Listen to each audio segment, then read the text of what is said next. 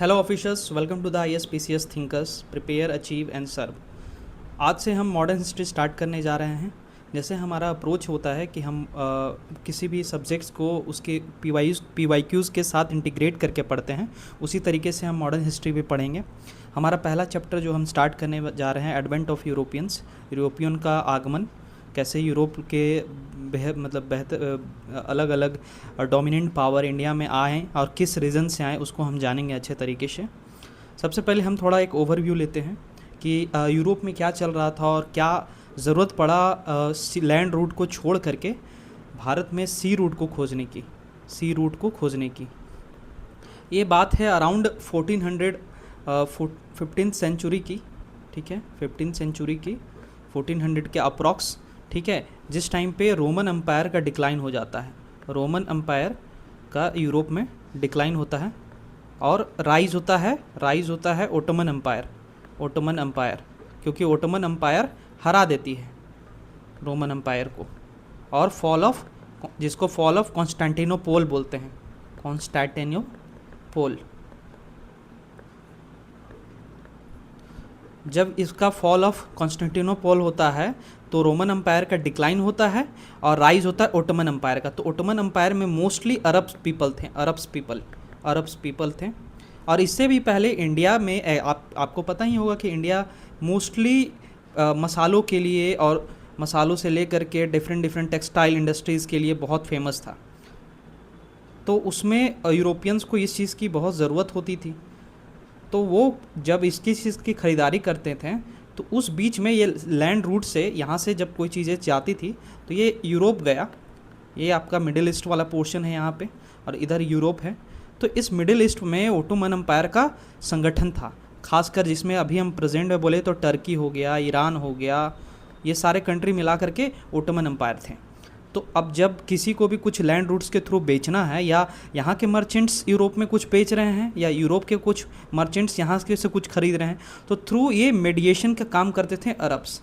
तो आप से फॉर एग्जांपल अगर मान लीजिए एक हल्दी है, अराउंड 100 ग्राम हल्दी अगर $1 में मिल रहा है, $1 में मिल रहा है, £1 में मिल रहा है, तो वही $3 ऐड होकर, £3 ऐड होकर के £5 में मिलता था यूरोपियंस को। तो इससे उन्हें यूरोपियंस को समझ में आया कि ये तो हमारे लिए नुकसानदेह है। और अरब को ऐसे भी वो because of the Roman Empire और रोमन एम्पायर के डिक्लाइन के वजह से ऐसे भी उनके मन में उस तरीके की नेगेटिविटी थी कि हम अरब को बीच में क्यों लाएं अपने व्यापार के लिए और वो फ़ायदा क्यों कमाएं। इस चीज़ को सोचते हुए और यूरोप में उस टाइम पे रेनेसां पीरियड चल रहा था, रेनेशंस पीरियड चल रहा था, मतलब रीबर्थ, मतलब इनलाइटनमेंट है, साइंटिफिक इम्प्रूवमेंट है, साइंटिफिक डेवलपमेंट चल रहे हैं, अलग अलग एक्सपेरिमेंट्स हो रहे हैं, डिफरेंट रिसर्च हो रहे हैं। तो उसी बीच में जब रिक्वायरमेंट आया कि हमें तो लैंड रूट को छोड़ करके, नेगलेक्ट करके, उनको बाईपास करके, अरब पीपल को बाईपास करके हमें सी रूट खोजना है। तो जब आपको एक हिस्ट्री का बहुत इम्पॉर्टेंट फिनोमेना है या एक तरीके का कॉमन पैटर्न हम समझ सकते हैं, इनफैक्ट अभी भी हम प्रेजेंट। और हिस्ट्री का सबसे इम्पॉर्टेंट चीज़ क्या है ना कि हम अगर हिस्ट्री बहुत अच्छे तरीके से समझते हैं तो अभी के जियो पॉलिटिक्स वाली चीज़ों को या अभी के जो वर्ल्ड में फिनोमेना हो रहे हैं उसको हम बहुत अच्छे तरीके से समझ पाते हैं जब हम हिस्ट्री से रिलेट कर पाते हैं। क्योंकि आपने ये प्रोवर्ब सुना होगा, हिस्ट्री ऑलवेज रिपीट इटसेल्फ, ठीक है। तो वही होता है। तो अगर अभी हमें कुछ चीज़ का रिक्वायरमेंट होता है ना, तो उसी के अकॉर्डिंग किसी चीज़ का इन्वेंशन होता है। तो अब उस समय रिक्वायरमेंट है हमें कि सी रूट खोजना है। तो because the sum of the power, for example Spanish and Portuguese are they developing themselves as a very strong naval power अपने आप को स्ट्रॉन्ग डेवलप कर रहे हैं। तो उस बीच में उनको सी रूट भी खोजना है। तो सी रूट, जिसकी नेवल पावर का डोमिनेंस होगा वो सी रूट खोजेगा, उसको सी रूट में उपलब्धि मिलेगी। तो ठीक उसी तरीके से जैसे फॉल ऑफ कॉन्स्टेंटिनोपोल होता है, स्पेनिश और पोर्तुगीज़ के बीच में एक ट्रीटी साइन होता है जिसको ट्रीटी ऑफ टॉर्डेसलस बोलते हैं। ट्रीटी ऑफ टॉर्डेसलस साइन होता है अराउंड 1497 के अकॉर्डिंग। तो उस बीच में ट्रीटी ऑफ टॉर्डेसलस के अकॉर्डिंग एक अटलांटिक ओशन में एक इमेजनरी लाइन ड्रॉ किया जाता है। मतलब ऐसे नहीं कि वहाँ सी में जाकर के इमेजनरी लाइन ड्रॉ किया जाता है। तो eastern side of the Atlantic Ocean जो होता है, they have the Portuguese have power to discover the sea route in the eastern side of the that imaginary line, and western side को Spanish power को मिलता है, Spanish empire को मिलता है कि आप सी रूट इधर को आप खोजिएगा। अब किसी को तो उस टाइम पे ना ही कोई बहुत बड़ा सैटेलाइट सिस्टम था, स्पेस सिस्टम था कि सब लोग पता कर लें कि इंडिया इधर ही है, इंडिया इधर ही है। सबको लगता था इंडिया इधर है, तो स्पेनिश सोचती थी कि हम एक्सपेरिमेंट करके, हम नेवल एक्सपेडिशन करके हम इंडिया को खोजेंगे, और ईस्टर्न साइड को ये खोजते हैं। सच दैट कि कोलंबस जो था वो जब अमेरिकन टेरिटरी पे आता है तो उसे लगता है कि उसने इंडिया को खोज लिया, क्योंकि उस समय सैटेलाइट सिस्टम तो था नहीं। बट फिर पोर्तुगीज़ में आप पोप निकोलस V, उस समय पोर्तुगीज़ के किंग थे पोप निकोलस V, और उनके जो बेटा थे प्रिंस हेनरी, उनको नेविगेटर बोला जाता था, उनको नेविगेटर के नाम से वो बहुत फेमस थे। तो उनका था कि मतलब वो बहुत इंटरेस्ट लेते थे कि सी रूट्स को कैसे खोजना है, नेविगेशंस में उनका बहुत बड़ा कमांड था, बहुत एक्सपीरियंस था, तो वो इंडिया के थ्रू सी रूट को खोजना चाहते थे। लेकिन विडंबना ये हुई, और द आयरनी इज़ कि वो खोजने से पहले उनकी मृत्यु हो जाती है, वो मर जाते हैं। तो उनका जो सपना था कि इंडिया के थ्रू जो सी रूट खोजना है वो नहीं हो पाएगा। But still the Pope Nicholas V and the other succeeding kings जो भी आए, जो रूलर आए पोर्तुगाल में, उन्होंने पूरे तरीके से पैसे से और चीज़ों से सपोर्ट किया जितने भी नेविगेटर थे कि आप खोजो। तो उस बीच में सबसे पहले, अब आपको बेसिक बैकग्राउंड समझ में आ रहा होगा कि यूरोप में क्या घटनाएं चल रही हैं, ठीक है। अब हम मेन फोकस स्टार्ट करते हैं। तो 1488 के अप्रॉक्स में एक 1488 में एक बार्थोलोमन दियास करके पोर्तुगीज़ नेविगेटर थे, बिकॉज उन्हें इंडिया के थ्रू रूट खोजने के लिए पैसे से सपोर्ट किया जा रहा था with the king of the Portuguese.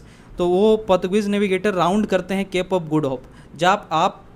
जब आप मैप देखोगे, और हिस्ट्री पढ़ने टाइम भी आपको दिमाग में रखना है कि you should have a very imaginary thinking behind the map of different world and the system and और the sub continent of the India, ठीक है। Should have an idea at least. तो आप map is very important in terms of the preparation of the competitive examinations. आप daily अगर कुछ ना भी देख रहे हो ना, तो मैप देखते रहो, मैप इज़ वेरी इंपॉर्टेंट। तो मैं थोड़ा देता हूँ इंट्रो कि ये है आपका अफ्रीका वाला रीजन, ये वाला है अफ्रीका वाला रीजन, ठीक है। तो इस अफ्रीका में यहाँ केप ऑफ गुड होप है, साउथ अफ्रीका के रीजन में। तो यूरोप में पोर्तुगल, स्पेन, ये सब आसपास है, इधर फ्रांस वगैरह।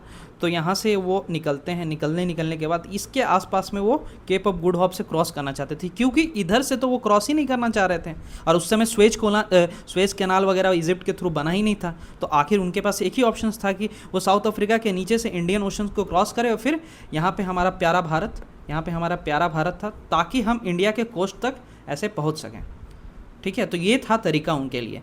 तो उस टाइम पे ही आपका बार्थोलोमन डियास करके पोर्तुगीज़ नेविगेटर उन्होंने एक केप ऑफ गुड होप के आसपास राउंड किया, इंडिया के कोस्ट पे नहीं पहुँचे। और अब मैंने बताया ट्रीटी ऑफ टॉर्डेसिलस साइन हुआ, तो नॉन क्रिश्चियन वर्ल्ड को वेस्ट वाले पार्ट को स्पेन को मिला, और ईस्ट वाले पार्ट को पोर्तुगल को मिला। 1498 में फाइनली जो कामयाब हुए, Vasco da Gama reach the Calicut in the coast of the Kerala के पास कैलिकट है, और कैलिकट के सामने ही वो पूछते हैं विद द हेल्प ऑफ जो उनका शिप का पायलट था, गुजराती पायलट था, अब्दुल माजिद, उनको हेल्प करता है। और जब वो पहुंचते हैं तो उस समय कालिकत या केरला का उस टाइम पे रूलर थे, जिनका नाम था जैमुरीन, जिसको समुद्री भी बोलते हैं। कहीं किताबों में, हिंदी के खासकर मीडियम के किताबों में समुद्री का जिक्र होता है, तो समुद्री बोले या जैमुरीन बोले, बात वही है। वो हिंदू रूलर था। तो उसके वहाँ पे पहुँचते हैं और फाइनली उसको बहुत तरीके से वेलकम करते हैं वो जैमुरीन, ठीक है। और उस बीच में 1500 में एक पेड्रो एल्वारेज कैब्रल थे, अब पोर्तुगीज़ नेविगेटर, उन्होंने एक फैक्ट्री इस्टेब्लिश किया कैलिकट में फॉर स्पाइस ट्रेड। 1501 में वास्को डी गामा जिस टाइम पे आते हैं तो उस समय 3 महीने ही रुकते हैं, और कहते हैं कि वो इतना प्रॉफिट बना के जाते हैं कि उनको तकरीबन 15 साल लगे वो प्रॉफिट बनाने में, ठीक है, 3 महीने में ही। फिर वो वास्को डी गामा वापस सेकंड विजिट होता है उनका, Zamorin refuse to expel Arab merchant. अब क्या है कि उससे वो वास्को डी गामा रिक्वेस्ट करते हैं कि अब अरब मर्चेंट्स जो हैं उनको बाईपास करें, हम डायरेक्ट आपसे ख़रीदारी करना चाहते हैं, अरब को बीच में ना लाएं। लेकिन ज़ैमरिन जो है वो रिफ्यूज़ करता है अरब मर्चेंट को एक्सपेल करने में, क्योंकि अरब मर्चेंट से भी उसका अच्छा रिलेशन है, तो वो क्यों आपके वजह से किसी और से दुश्मनी करेगा। तो बात ये था, लेकिन Vasco da gamma turned hostile और वो अटैक कर देता है अरब पे कि ठीक है तुम अरब रहेगा ही नहीं तो तुम किससे, तो फिर ज़ैमरिन उससे टाइज बना लेता है अरब पीपल से, और फिर उसके बाद क्योंकि उनको नुकसान कर देता है, तो नुकसान करता है तो फिर फाइनली ज़ैमरिन मानता है और फिर कैनानोर में फैक्ट्री इस्टेब्लिश कर लेते हैं वास्को डी गामा। ठीक है, ये था बेसिक आइडियोलॉजी। फिर 1505 के आसपास 1505 में पोर्तुगल ने पहला गवर्नर अपॉइंट करते हैं, Portuguese governor Francisco de Almeida, Almeida याद रखना है, Almeida Almeida Almeida, as governor of India to crush Arabs को क्रश करने के लिए, क्योंकि अरब्स का खतरा बरकरार था। ऐसा थोड़ी है कि उसको हरा दिए किसी तरीके से सुपरसीड कर दिए तो वो चले जाएंगे, ठीक है, ऐसा तो नहीं है। फिर फेस्ट ऑपोजिशन फ्रॉम द ज़ैमरिन, फिर ज़ैमरिन ये नहीं चाहेगा कि अरब्स को आप टोटली बाईपास करें, क्योंकि उससे भी फ़ायदा है। तो faced opposition from the Zamorin of Calicut and Mamluk sultan of the Egypt support कर रहा है अरब पीपल्स को, तो was backed by the Venetian merchants. तो ये कुछ तरीके की लड़ाइयाँ चल रही है। और एल्मीडा का टेन्योर हम देखेंगे तो बैटल ऑफ चौल हुआ था 1508 में, naval clash of Konkan coast, Mamluk Gujarat fleet defeated the Portuguese. एक मामलुक गुजरात का फ्लीट का मामलुक एक एम्पायर था जिसने पोर्तुगीज़ को हराया था, कोंकण कोस्ट पे होता है बैटल ऑफ चौल। फिर they took the shelter in Diu, मतलब पहली बैटल ऑफ चौल में जब अरब पीपल मामलुक से थोड़ा लड़ाई होता है गुजरात के आसपास में, तो हार जाता है, डिफीट हो जाता है पोर्तुगीज़। फिर पुर्तगाल अपने आप को स्ट्रॉन्ग होल्ड करता है, अपने आप को स्ट्रॉन्ग करता है, अपने आप को स्ट्रेंथन करता है। फिर बैटल ऑफ ड्यू होता है 1509 में, एल्मीडा सिवियरली अवेंस्ड, 1508 में एल्मीडा उसको हराता है और अपना बदला ले लेता है पिछले हार का with the combined fleet Portuguese naval supremacy. इसी टाइम पे 1509 में नेवल सुप्रीमेसी का डोमिनेंस बरकरार हो जाता है और सब लोग जान जाते हैं कि Portugal has a very dominant naval power और उससे हम आसानी से लड़ नहीं सकते हैं। और एल्मीडा ब्लू वाटर पॉलिसी या कार्टेज सिस्टम का गठन करता है। ये क्या है कि मान लीजिए इंडिया में किसी भी व्यक्ति को, मतलब अपना डोमिनेंस मोनोपोली, पुर्तगाल ऐसे भी मोनोपोली स्टैब्लिश करना चाहते थे, तो पुर्तगाल मोनोपोली स्टैब्लिश कर दिए, तो उनके लिए एक सिस्टम बनाते हैं जिसको बोलते हैं ब्लू वाटर पॉलिसी और कार्टेज सिस्टम। इस कार्टेज सिस्टम में ये था कि कोई भी अगर इंडिया से बिजनेस करना चाहता है तो they have to go through the, मतलब सेम जो अरब सिल्क रूट में और लैंड रूट में कर रहे थे वही अपने पुर्तगाल ने अब वो सी रूट के थ्रू भी कर दिया कि अगर वो उसके करना है तो उन्हें परमिशन या लाइसेंस लेना पड़ेगा and they have to give some money और licence fee for the trade if they want to do with India या इंडियन पीपल। तो ये सिस्टम था। तो ये बेसिक आइडियोलॉजी आपको समझ में आया होगा कि पुर्तगाल का कैसे विकास हो रहा है या पुर्तगाल कैसे आगे बढ़ रहे हैं। चलिए एक अब PYQs हम देखते हैं, जैसा हम हमेशा करते हैं कि हम आगे पढ़ते हैं चीज़ों को और फिर PYQs देखते हैं। तो देखिए, consider the following fruits, papaya, pineapple, guava. ये 2025 के रिसेंटली UPSC में आया है, तो you should have a very basic ideology के किस तरीके से क्वेश्चन पूछे जा रहे हैं। ठीक है, ऐसे नहीं पूछेगा कि पोर्तुगीज़ का पहला गवर्नर कौन था। ये this is the very simple questions. In fact ये इस तरह के क्वेश्चन तो अब स्टेट PCS में भी नहीं पूछे जाते हैं, and state PCS has now become on the line of very मतलब UPSC के पैटर्न्स को बहुत अच्छे तरीके से फॉलो करने लगा है। चलिए तो देखते हैं, how many of the above were introduced in India by Portuguese in the 16th and 17th century. पहले आपको थोड़ा सेंचुरी का भी आइडिया होना चाहिए कि जब हम 15th और 16th सेंचुरी बोलते हैं तो उसका मतलब क्या होता है। ठीक है, हम जब भी सेंचुरी देखते हैं ना, तो हम अगर 15th सेंचुरी बोला जा रहा है तो हम अराउंड 1400 से लेके 1500 का बात कर रहे हैं। ठीक है, अगर हम 16th सेंचुरी बोल रहे हैं तो 1500 से 1600 का बात कर रहे हैं। आपको पता है कि 1498 के आसपास वास्को डी गामा आ गया, तो उसके बाद से तो ऐसे भी स्टार्ट हो ही गया है। तो वही बोल रहा है कि how many of the above were introduced in India by the Portuguese in the 16th and 17th century. उसके बाद का मतलब 1500 से ले करके 1700 के आसपास में पोर्तुगीज़ ने क्या क्या इंट्रोड्यूस किया इंडिया में। पपाया, पाइनएप्पल, गुआवा, बिल्कुल तीनों सही है। देखिए ये बहुत सारा फैक्चुअल क्वेश्चन, इसके लिए कुछ हम कोई आइडिया नहीं है कि क्यों यही लाए, इसको याद रखना होगा कि आपको। अब जब UPSC ने हिंट कर दिया है कि 3 प्रोडक्ट आया है तो आपको इसके साथ कुछ और प्रोडक्ट का भी नाम याद रखना होगा। चलिए मैं बताता हूँ कि उसके साथ क्या क्या आया था, क्या क्या पोर्तुगीज़ लेकर आए थे। टोबैको, आप नोट डाउन भी कर लीजिएगा। पाइनएप्पल तो हमने देख ही लिया, एक पाइनएप्पल भी है, पपाया, कैशियो, काजू जिसको बोलेंगे हम, चिलीज़, मिर्च बोल लीजिए, पोटैटोज़, टोमेटोज़, ये इंडिया में पहले नहीं उगाया जाता था, ठीक है। मैज़े जिसको मक्का बोलिए आप, ये सब पुर्तगाल ही लेकर आई थी। बस एक चीज़ और ध्यान, ये जो 5 चीज़ें हैं वो अपने पुर्तगाल से ही लेकर आई थी, ये पुर्तगाल में ही होता था। लेकिन पोटैटोज़, टोमेटोज़, मैज़े जो है ये अमेरिका से लेकर के पुर्तगाल इंडिया में लेकर आई थी, ठीक है। तो ये अमेरिका में होते थे पोटैटोज़, टोमेटोज़ और मैज़े। तो ये चीज़ हमें ध्यान, अगर 3 चीज़ पूछा जा चुका है तो हमें और भी प्रोडक्ट्स का नाम याद रखना है कि क्या क्या पुर्तगाल इंडिया में लेकर आई थी। आपको हमेशा ये चीज़ ध्यान में रहना चाहिए। और इसके अलावा प्रिंटिंग प्रेस भी पुर्तगाल, पहला प्रिंटिंग प्रेस इस्टेब्लिश हुआ था 1556 में गोवा में बाय द पुर्तगाल। तो ये चीज़ हमेशा आपको ध्यान रखना है। एक और चीज़ है मुझे याद आ रहा है, mechanical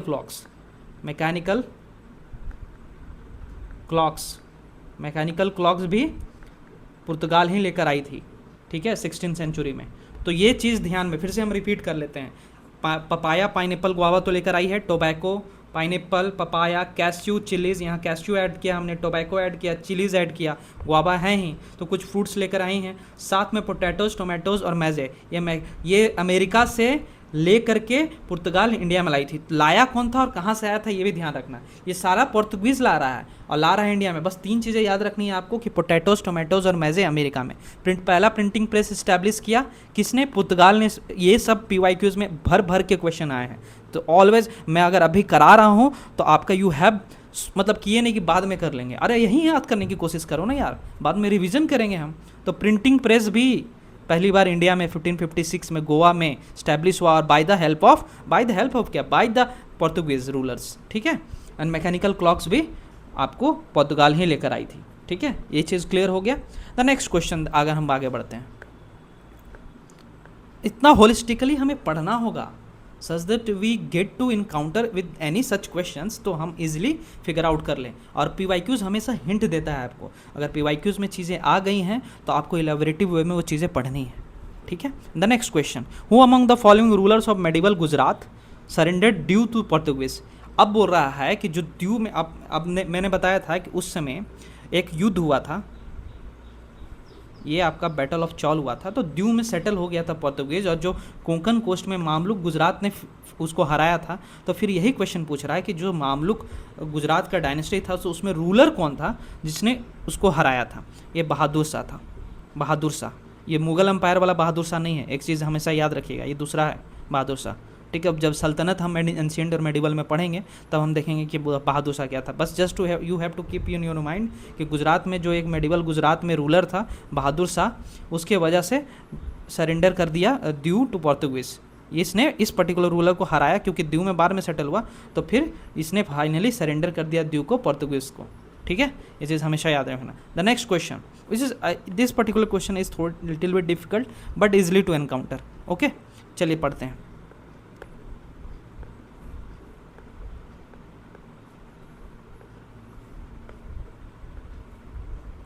With reference to the Indian history, consider the following statement. The Dutch established their factories, warehouses on the east coast on the lands granted to them by the Gajapati ruler. अब देखो यूपीएससी का UPSC examination का examiner का mindset समझने के लिए हम समझते हैं कि कैसे वो आप लोगों को बेवकूफ़ बनाता है। यहाँ से लेकर के यहाँ तक पूरा स्टेटमेंट करेक्ट है। Dutch established their factory warehouses on the east coast on the lands granted to them by Gajapati. Definitely Dutch ने इस्टेब्लिश किया था फैक्ट्री ईस्ट कोस्ट में, ठीक है। तो इसमें ईस्ट कोस्ट में इस्टेब्लिश किया ही है, इसमें कोई संदेह नहीं है कि नहीं इस्टेब्लिश किया है। लेकिन क्या वो रूलर गजपति रूलर था? नहीं जी, नहीं। गजपति रूलर उड़ीसा में था, ये मुझे पता है। और एक कलिंगा डायनेस्टी जो था ना, जिसको कलिंगा डायनेस्टी भी बोलते थे, तो वो गजपति रूलर्स कलिंगा डायनेस्टी बोल लीजिए, वही बात है, ठीक है। मैं थोड़ा इंट्रो दे देता हूँ आप लोग को गजपति रूलर का। देखिए गजपति रूलर्स ये हिंदू डायनेस्टी था, ये हिंदू डायनेस्टी था उड़ीसा में। देखिए इस क्वेश्चंस को अगर आप टाइमलाइन ध्यान में रखिएगा ना तो टाइमलाइन से बन जाएगा। ये डच कब आए हैं? अभी हम देखेंगे 1602 के आसपास डच आए हैं 1602 में, 1498 के आसपास आए थे पोर्तुगीज़, 1654 के आसपास फ्रेंच आए हैं। तो 1602 में जब आया है तो गजपति रूलर का अगर हमें टाइमलाइन पता है तो हम एक बार सिमिलैरिटी देख लेंगे ना। अगर गजपति रूलर का टाइमलाइन ही अलग है तो फिर डच से डिफरेंस है, तो ये तो स्टेटमेंट ऐसे ही गलत हो जाता है। बस यूपीएससी ने ये गजपति रूलर जो असल रूलर है उसके जगह पे मिसप्लेस करके गजपति रूलर कर दिया है। इसके जगह पे विजयनगर एम्पायर के कुछ कुछ रूलर थे, मैं देखेंगे आगे, हम गजपति रूलर के बारे में देखते हैं। ये कलिंगा रीजन में इनकी शासन थी, कलिंगा रीजन में इनका शासन व्यवस्था था, और ये आंध्र प्रदेश में भी प्रेजेंट थे। ये इस्टेब्लिश किया गया था, इसके रूलर का नाम था कपिलेंद्र देव। कपिलेंद्र देव जो थे गजपति रूलर के फाउंडर थे, और इसका टाइमलाइन ही इंपॉर्टेंट है, 1434 एडी टू 1541 एडी। अब बताओ 1602 में डच आ रहे हैं और फैक्ट्री इस्टेब्लिश 1600 समथिंग में किया होगा, तो जब इसका को रिलेशन गजपति रूलर से है ही नहीं तो ये स्टेटमेंट कहाँ से सही होगा? स्टेटमेंट हो गया ना गलत। तो अब पहला स्टेटमेंट ही गलत हो गया, ये स्टेटमेंट गलत हो गया, ये स्टेटमेंट गलत, ये स्टेटमेंट, ऐसे भी मार के आ जाओगे, दो पता भी नहीं है तो, है ना। फिर भी हम सेकंड स्टेटमेंट देखेंगे। Alfonso de Albuquerque captured Goa from the Bijapur sultan. बिल्कुल बिल्कुल, अल्बुकर्क ने हम चलेंगे अल्मीडा के बाद, अल्बुकर्क डिफरेंट सेकंड उसका गवर्नर था, उसने गोवा को कैप्चर किया था 1510 में, ठीक है। तो ये सही, एकदम सही ऑप्शन है, ठीक है। And the next question, the English East India Company established a factory at Madras on a plot of land leased from a representative of the Vijayanagar empire. बिल्कुल करेक्ट आंसर है। देखिए अब हम जैसे अगर मान लीजिए एज अ स्टूडेंट आप पढ़ रहे हो तो आप तो इसको मतलब बोले कि हाँ यार क्वेश्चन सॉल्व हो गया तो फिर इसको क्यों, यूपीएससी हिंट दे रहा है आपको, हर ऑप्शंस को इलेबोरेटिव वे में पढ़ना है आपको, सच दैट कि अगर इस तरीके से थोड़ी भी सिमिलैरिटी के क्वेश्चंस आ गए तो हम ऑप्शंस को एलिमिनेट कर सकते हैं। अब इससे पहला तो आपको समझ में आ रहा है कि डच ने इस्टेब्लिश किया था फैक्ट्री और वेयर ईस्ट कोस्ट में, तो भाई डच के हम सारे फैक्ट्रीज को हमें देखना होगा कि कहाँ कहाँ इस्टेब्लिश किया था। चलिए हम उसको दिखाते हैं आपको।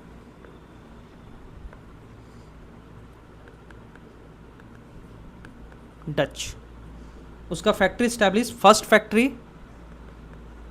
डच 1602 में आया था, दिमाग में रखना है। डच ईस्ट इंडिया कंपनी का नाम था उसका। अब डच लैंग्वेज में, नीदरलैंड लैंग्वेज में अलग होता है, बस you have to remember. Dutch factories, first factory establish होता है 1605 में मछलीपट्टनम जिसको बोलते हैं, मछलीपट्टनम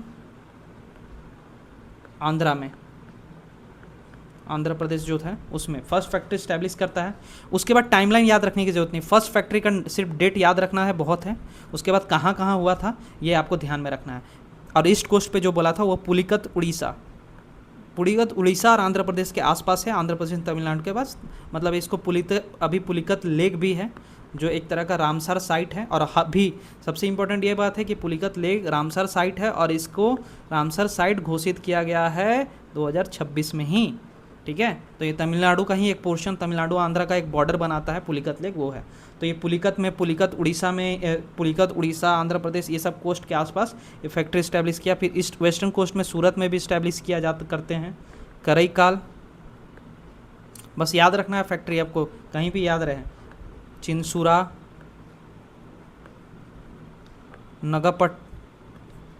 नगापट्टिनम, बालासोर उड़ीसा अगेन, ये 5-6 याद रखोगे बहुत है, ठीक है। पहला याद रखना है मछलीपट्टनम, पुलिकत, ये लेक तो मैंने बताया, पुलिकत जगह का नाम था। सूरत, करईकाल, चिंसूरा, नागापट्टिनम, बालासोर। रिपीट करते हैं एक बार, मछलीपट्टनम, पुलिकत, सूरत, करईकाल, चिंसूरा, नागापट्टिनम, बालासोर। मछलीपट्टनम, पुलिकत, सूरत, करईकाल, चिंसूरा, नागापट्टिनम, बालासोर। याद हो गया?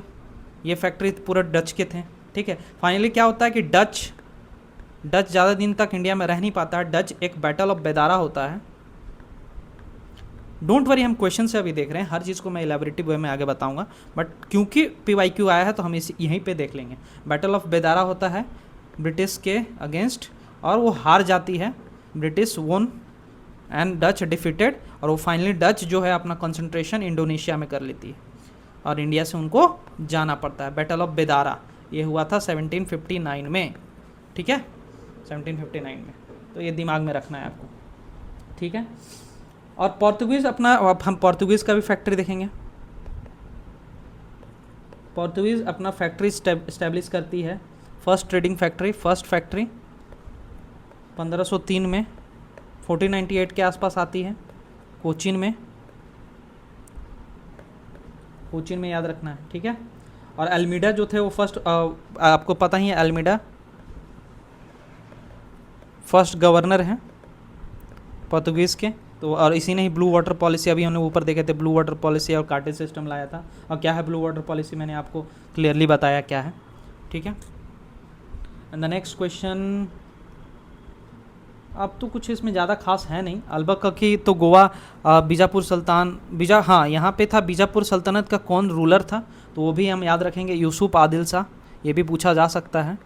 बीजापुर सुल्तनत से जो उसका राजा था यूसुफ आदिल शाह से कनकर किया था अल्बुकर्क ने गोवा को 1510 में, याद है, ये दिमाग में रखना है। और थोड़ा समझते हैं कि प्रैक्टिस ऑफ सती बहुत था इंडिया में और स्टैब्लिश्ड, इसको भी रिमूव किया था अल्बुकर्क ने, ठीक है। और तो कुछ खास नहीं है। और कार्टेज सिस्टम थोड़ा एक बेसिक आइडियोलॉजी है, ब्लू वाटर पॉलिसी या कार्टेज सिस्टम इस तरीके से था कि even the Akbar the Mughal empire of the Mughal, मतलब इतना मोनोपोली इस्टेब्लिश कर दिया Portuguese because of their dominance in the naval power, such that कि अकबर भी मुगल एम्पायर इतना स्ट्रॉन्ग लीडर, इतना स्ट्रॉन्ग रूलर था उस टाइम पे इंडिया में, उससे भी परमिशन लेना पड़ेगा to trade with the Portuguese, और पोर्तुगीज़ के जो कोस्टल एरियाज़ पे डोमिनेंस है उसके आसपास लोगों से ट्रेड करने के लिए they have to take the permission for the Portuguese. तो सोचिए किस तरीके से यूरोपियन ने अपना एस्टैब्लिशमेंट स्ट्रॉन्ग होल्ड डेवलप किया, ठीक है। और हमने देख ही लिया कि क्या क्या है, चिलीज़, रेड चिलीज़, ओपियम। अच्छा हाँ, एक ये था कि टोबैको के साथ ओपियम वगैरह भी पोर्तुगीज़ ने ही लाए थे, ठीक है। कल्टीवेशन स्टार्ट किया था एक तरीके से, प्रिंटिंग प्रेस हमने देख ही लिया। और जो आप कभी गोवा जाओगे तो वहाँ के एक आर्किटेक्चर का भी देखोगे, आर्किटेक्चर जो है गोवा का आर्किटेक्चर वो गोथिक स्टाइल का होता है, गोथिक स्टाइल का होता है। मैं दिखाता हूँ आपको कि गोथिक स्टाइल का गोवा का आर्किटेक्चर कैसा होता है। गोथिक स्टाइल आर्किटेक्चर मैं दिखाता हूँ आपको।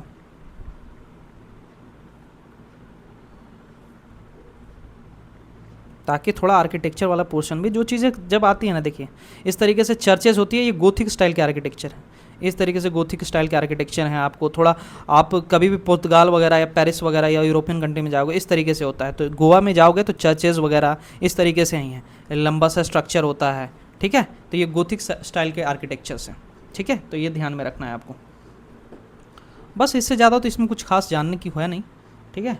Now we can go ahead. अब हम कंपैरेटिव एनालिसिस देखेंगे चीज़ों के बारे में, जिस तरीके से क्वेश्चंस आते हैं उसी तरीके से हम पढ़ रहे हैं एग्जैक्टली हमें कुछ वो रैंडमली जिस तरीके से एक प्री कंसीप्ड माइंडसेट से चला जाता है ना कि हम आगे पुर्तगाल पढ़ेंगे, ये पढ़ेंगे, वो अरे भैया उस तरह से क्यों पढ़ रहे हो, है ना। चलो नेक्स्ट, कंपैरेटिव एनालिसिस में हम पढ़ेंगे सारे यूरोपियन डोमिनेंस का। पहला यूरोपियन पावर्स कंपैरेटिव एनालिसिस 1498 से 1954। पहला पोर्तुगीज़ है, फिर डच आया, फिर ब्रिटिश आया, डेन्स आया, फ्रेंच आया, ये भी याद रखना है आपको। पोर्तुगीज़, डच, ब्रिटिश, डेन्स, फिर फ्रेंच, ठीक है। PDBDF ऐसे ये याद रखना है, PDBDF। मैंने ये नेमोनिक्स बनाया है, PDBDF लिख दे रहा हूँ मैं आपको, आपके लिए। PDBDF एक बार रिपीट करो, PDBDF, PDBDF रिपीट कीजिए। Portuguese, Dutch, Portuguese 1498, Dutch 1602, British 1608-9, ऐसे ही 1607 या 1600 ले लो, ठीक है। मतलब 1602 के आसपास आया तो ये 1608 के आसपास आया, ये याद रखना है। ब्रिटिश, डेंस, फिर डेंस अराउंड 1616, और फ्रेंच 1650s के आसपास में, ठीक है। तो ऐसे याद रखना, PDBDF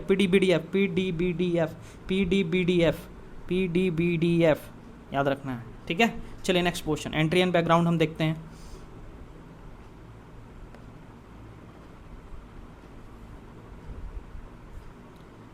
ये देखिए, first European to arrive in India, और इनफैक्ट एक चीज़ आपने हमेशा सुना होगा, बस सुना ही होगा, आज हम देखते हैं। Portuguese are the first European to came to India and the last to leave India around 1961, जब वो गोवा से उनको जाना पड़ा, ठीक है।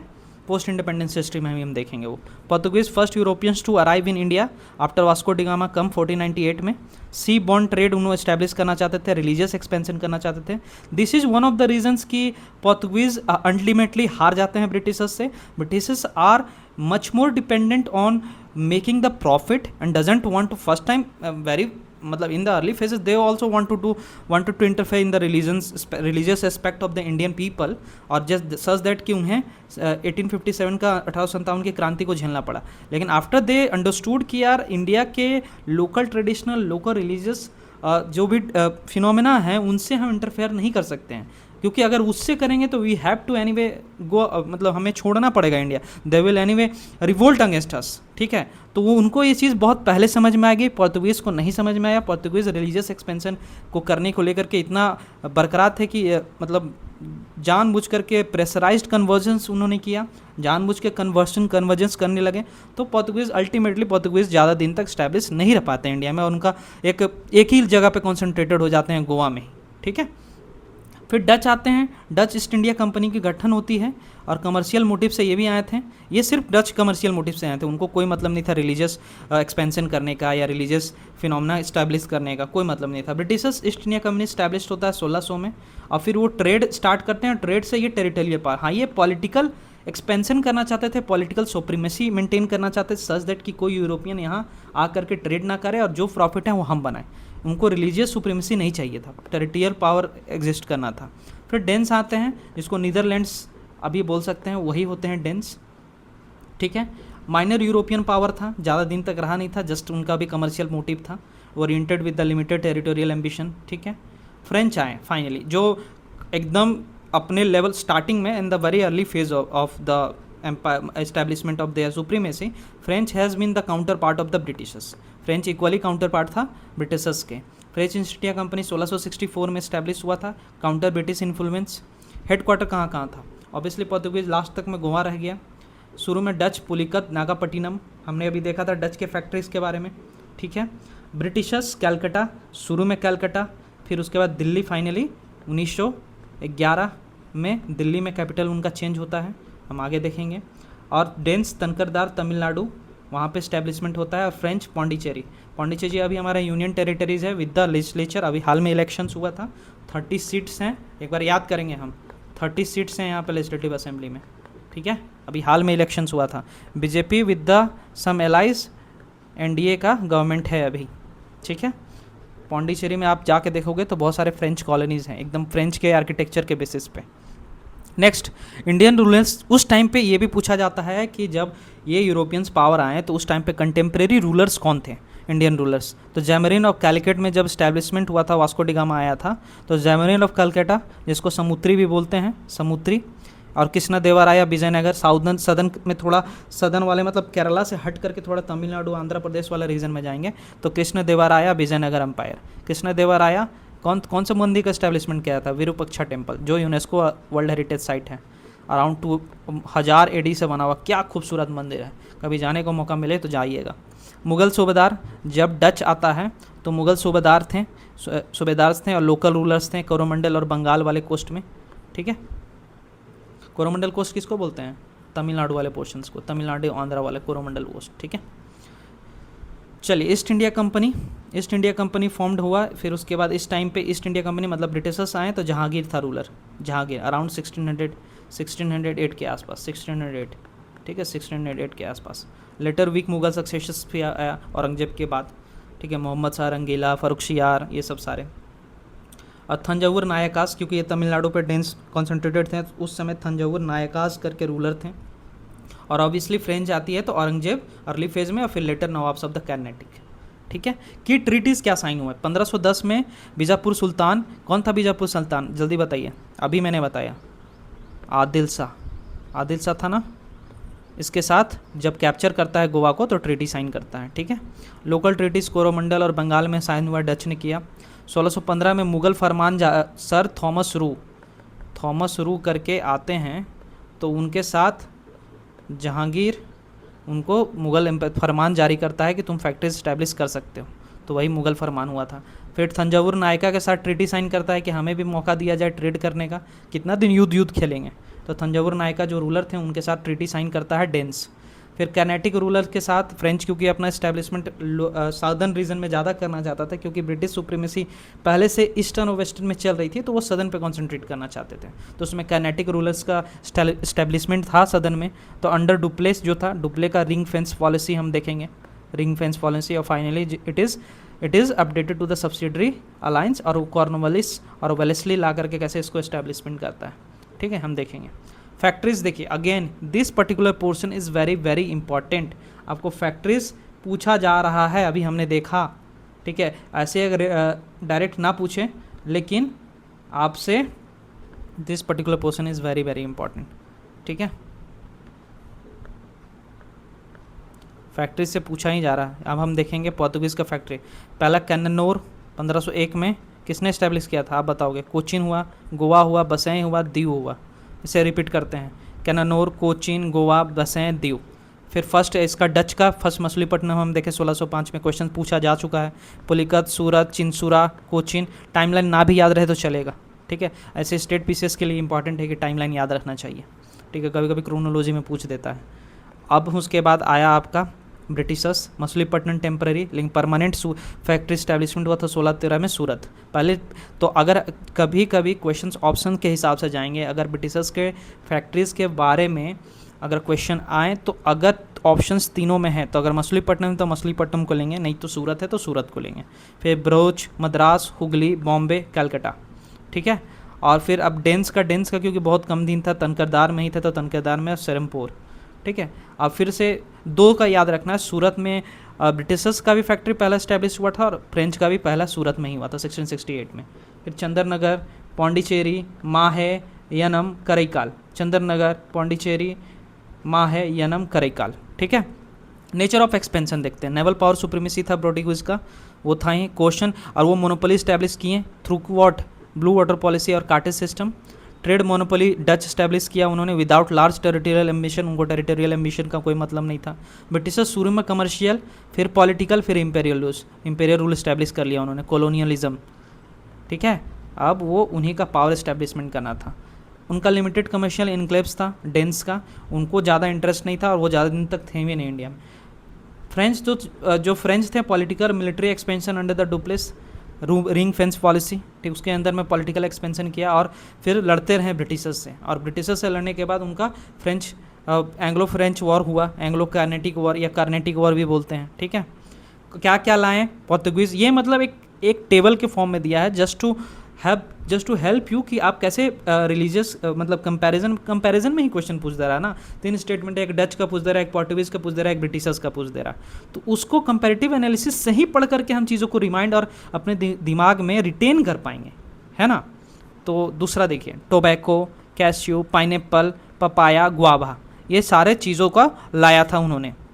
Religious Jesuit led by the Francis Xavier, मतलब जो रिलीजियस एक्सपेंशन करने का उनका गोल था, तो उस गोल के लीडर कौन थे? फ्रांसिस जेवियर, और वो culminated in the Goa acquisition of 1560 में। डच जो थे वो प्रोटेस्टेंट थे। तो देखिए दो चीज़, एक मतलब सोशियोलॉजी जिनका ऑप्शनल होगा वो चीज़ समझ पाएंगे कि दो तरह का यूरोपियन में जब साइंटिफिक रेवोल्यूशन चल रहा है, चीज़ें आगे बढ़ रही है, फ्रेंच रेवोल्यूशन होता है, तो दो सेक्ट में बटा हुआ है क्रिश्चियन। प्रोटेस्टेंट्स होते हैं और एक कैथोलिक्स होते हैं। तो इंडिया में भी जो क्रिश्चियंस होंगे वो आपको समझ में आता होगा कि बोलते हैं कि मैं कैथोलिक क्रिश्चियंस हूँ, ठीक है। कैथोलिक होते हैं थोड़ा ऑर्थोडॉक्स, मतलब उनको रिचुअल्स हैं, उनको फॉलो करना है, इस चीज़ को इसी तरीके से करना है, फेट पे बिलीव करना है, हमें कर्म पे ज़्यादा बचने की, हर चीज़ लिखा हुआ है। ये these are the features of the Catholic Christians. They are very much orthodox sect of the Christians community on Christians religion, but Protestants are believes in the rationality, logical reasoning, ठीक है। और इसकी वजह से वो स्पिरिट ऑफ कैपिटलिज्म को भी बढ़ावा देते हैं, मतलब कि उनका मानना है कि कर्म करो, पूरा मटेरियलिस्टिक बनो, कर्म करो, पैसा कमाओ, पैसा उड़ाओ, इस तरीके से है। तो वो कैपिटलिज्म को बढ़ाने में प्रोटेस्टेंट्स यूरोपियन में बहुत सपोर्ट किए because of their own ideology, तो डच भी प्रोटेस्टेंट्स थे, दस हैड नेग्लिजिबल, क्योंकि वो ऑर्थोडॉक्स होगा ही नहीं तो उतना रिलीजन्स को विस्तार क्यों करेगा, वो प्रॉफिट बनाना चाहेगा, पैसे कमाना चाहेगा, मटेरियलिज्म को आगे बढ़ाना चाहेगा, तो वो होते हैं प्रोटेस्टेंट्स। तो डच भी प्रोटेस्टेंट्स थे, ठीक है। अब हम चलेंगे ब्रिटिशर्स। ब्रिटिशर्स ने टी लाया, टी अब प्लांटेशन स्टार्ट किया उन्होंने, और देखा टी के लिए अब कितने उन्होंने स्लेवरी का भी चीज़ों को इंडिया ने इस्टेब्लिश किया, वो भी हम देखेंगे। कॉफ़ी एक्सपेंशन, टी और कॉफ़ी को लेकर के British back the Protestant missionary activities against Protestant को इसलिए भी वो प्रमोट करेंगे ताकि उनको प्रॉफिट कमाया जा सके। ऑर्थोडॉक्सी रिलीजन्स का एक्सपेंशन होगा तो उसमें प्रॉफिट और बिजनेस की आइडियोलॉजी को वो फॉलो नहीं कर पाएंगे, ठीक है। डेनिस जो था, Danish shelter British Baptist missionaries for Serampore mission, Christian missionary को आगे बढ़ाने के लिए। और इनका रिलीजियस आइडियोलॉजी क्या था फ्रेंच का, French Jesuits establish significant missionary work, ये बिलीव करते थे इसलिए तो इनका खात्मा हो गया, ठीक है। तो आपको फ्रेंच के बहुत सारे चर्चेस दिखेंगे आपको पौंडीचेरी में। की गवर्नर्स और लीडर कौन थे, अल्बुकर्की, ठीक है। अल्मीडा के बाद अल्बुकर्की जिसने गोवा को 1510 में कैप्चर कर लिया, और नीनो द कुन्हा करके एक इसका थर्ड गवर्नर था, उसने गोवा को कैपिटल शिफ्ट कर दिया था, ठीक है, 1530 में, ठीक है, 1530 में। और एबोलिस्ट सती इन गोवा अल्बुकर्की ने किया था, ये भी ध्यान रखिएगा। जैन पिटेशन कोएन डच का गवर्नर था, ईवाईसी मतलब उसने डच ईस्ट इंडिया कंपनी को कंसोलिडेट किया था। फिर रॉबर्ट क्लाइव, उसमें obviously battle of Plassey 1757, foundation of British rule. Ove Gjedde founded तनकरदान फोर्ट देंसोर्ग इन 1620। डुप्लेक्स सबसे इंपॉर्टेंट है, रिंग फेंस पॉलिसी था, इंडियन अलायंस बनाया, precursors to the subsidiary alliance जो उसका रिंग फेंस पॉलिसी है। सब्सिडरी अलायंस फाइनली मतलब इसी के आइडियोलॉजी को ब्रिटिशर्स का वेलेस्ली जो था वो आगे बढ़ाता है सब्सिडरी अलायंस के बेसिस पे। मेजर कॉन्फ्लिक्ट क्या हुए, टर्निंग पॉइंट्स क्या थे कि इस पर्टिकुलर यूरोपियन पावर में कॉन्फ्लिक्ट किसके द्वारा हो रहा है, किससे हो रहा है। तो नेवल डोमिनेंस इंडियन ओशन में था ही। बहादुर शाह से, अब देखा बहादुर शाह ने सरेंडर कर दिया था दीव को, क्योंकि बैटल ऑफ चौला करके, चौल जो था उससे बैटल ऑफ चौल लड़ाई हुआ था, तो जब पोर्तुगीज़ को हरा दिया जाता है तो पोर्तुगीज़ एवेंज करती है और फाइनली ये दीव को सरेंडर करना पड़ता है बहादुर शाह को। ये बैटल ऑफ चिंसूरा में फाइनली डच हार जाते हैं, जिसको बैटल ऑफ बेदारा भी बोलते हैं, याद रखिएगा चिंसूरा को ही बैटल ऑफ बेदारा बोलते हैं, तो ज़्यादा कन्फ्यूजन नहीं होना, जो मैंने आपको बताया 1759 में ब्रिटिशर्स हरा देते हैं। बैटल ऑफ पलासी 1756 में फिर बक्सर होता है और कंपनी रूल इस्टेब्लिश हो जाता है फाइनली, और कंपनी इस्टेब्लिशमेंट चलता है। ये डेन्स आपको पता है कि अपना सेटलमेंट को ब्रिटिशर्स को बेच देते हैं, और कर्नाटिक वॉर 3 कर्नाटिक वॉर्स होते हैं, 10 कर्नाटिक वॉर्स होते हैं, तो वो अपना ब्रिटिशर्स हार जाते हैं और फाइनली ब्रिटिश सुप्रीमेसी इस्टेब्लिश हो जाती है। एग्जिट कैसे हुआ पोर्तुगीज़ का, decline due to the weak economy, इनके रिलीजियस आइडियोलॉजी के बदले ब्रिटिश डोमिनेंस के चलते, और गोवा को क्योंकि ये गोवा तक ही सीमित रह चुके थे, कॉन्सेंट्रेट हो चुके थे, तो 1961 में फाइनली इनको इंडियन पीपल, इंडियन आर्मी भेज देते हैं हमारे देश के प्रधानमंत्री, और उन्हें फाइनली जाना पड़ता है। Power decline after the British naval superiority Dutch का। इंडियन इंडिपेंडेंस एक्ट, फाइनली जो ब्रिटिशर्स इंडियन इंडिपेंडेंस इतने सालों के राज करने के बाद इंडियन इंडिपेंडेंस एक्ट साइन होता है क्लेमेंट एटली के वजह से, फिर फाइनली, और obviously Mountbatten plan and Indian independence act. Voluntary withdrawal, dense अपने ही आप चले जाते हैं, उनको अपना टेरिटरीज़ को सोल्ड करके चले जाते हैं ब्रिटिशर्स को। और ये 1763 में डिक्लाइन, मतलब अपना फ्रेंच जो कैनेटिक वॉर में हार जाते हैं उसके बाद खुद ही वो डिक्लाइन हो जाते हैं और ब्रिटिश सुप्रीमेसी एग्जिस्ट हो जाती है, इस्टेब्लिश हो जाती है, और ये 1954 में फाइनली इंडिया से एग्जिट हो जाते हैं। हिस्टोरिकल सिग्निफिकेंस अगर हम पोर्तुगीज़ का देखें तो पहली यूरोपियन कंट्री थी जिसने असल में इस्टेब्लिश करके ये बाकी यूरोपियन कंट्रीज़ को उम्मीद दिया कि हम यूरोपियन भी यहाँ आकर के डायरेक्टली बिजनेस कर सकते थे। तो open India to the European colonial era, blended trade, religion, force, सब कुछ। Demonstrated limits of trade only colonialism, Dutch तो था उनको सिर्फ ट्रेड करना, तो उनको उससे कोई मतलब नहीं था कि रिलीजन इस्टेब्लिश करना है नहीं करना है। Established long lasting colonial state, Britishers हैं ही, हम देखेंगे भी। और सिंबॉलिक रूल था डेंस का, उसमें मिशनरी का बढ़ावा था, उनको ज़्यादा दिन तक थे भी नहीं और अपने टेरिटरी को सोल्ड कर देते हैं, ठीक है। सोड that military political ambitions without naval dominance fails, मतलब फ्रेंच ने ये दिखाया कि मिलिट्री पॉलिटिकल एम्बिशंस को तब तक फुलफिल नहीं किया जा सकता है जब तक हमारा नेवल सुप्रीमेसी बिल्ट ना हो। तो नेवल डोमिनेंस आपका फेल हो गया तो आप वहाँ से गुजर जाओगे। तो वही हुआ ना कि ब्रिटिशर्स जो नेवल सुप्रीमेसी को डोमिनेंट और मेंटेन रखा हो, जिसने सबसे ज़्यादा इवॉल्व किया नेवल सुप्रीमेसी को, वही इंडिया में राज किया। ठीक है, ये मैप के थ्रू देख सकते हो कि कहाँ कहाँ पे, कभी कभी मैप की, मैंने बोला ना कि किसी चीज़ को रिटेन करना है ना, तो मैप से चीज़ों को हम ध्यान में रखते हैं। तो हम देखिए फैक्ट्रीज, तो इंग्लैंड का है सूरत, ठीक है, अब सूरत है, बॉम्बे है, यहाँ मद्रास है, ये अलग अलग रूलर्स के हैं। ये मैप भेज दूंगा मैं आपको, आप इसको बस एक बार इमेजिनेशंस के वे में देखिएगा, ऐसे हमने चीज़ किया। चलिए अब आज तक यहीं रहने देते हैं। एक बेसिक ओवरव्यू मैंने दे दिया कि सारे यूरोपियन डोमिनेंस पावर जो इंडिया में आए उनके आसपास में क्या डिफरेंसेस थी, कौन फाइनली अपना डोमिनेंस बरकरार रखा, कौन नहीं रखा, इस चीज़ को हमने देखा। और फिर हम नेक्स्ट लेक्चर में battle of Plassey, battle of Buxar देखेंगे। उसके बाद हम acts and regulation in British India. Again we are not covering the things in a very chronological manner, but the way the questions has been asked and question have been asked in the UPSC and different state PCS examination, this is the approach that we are going through. हमें इसी तरीके से solve करना है। I hope you have liked the video and liked the lecture. Spread to the people who needs this type of knowledge.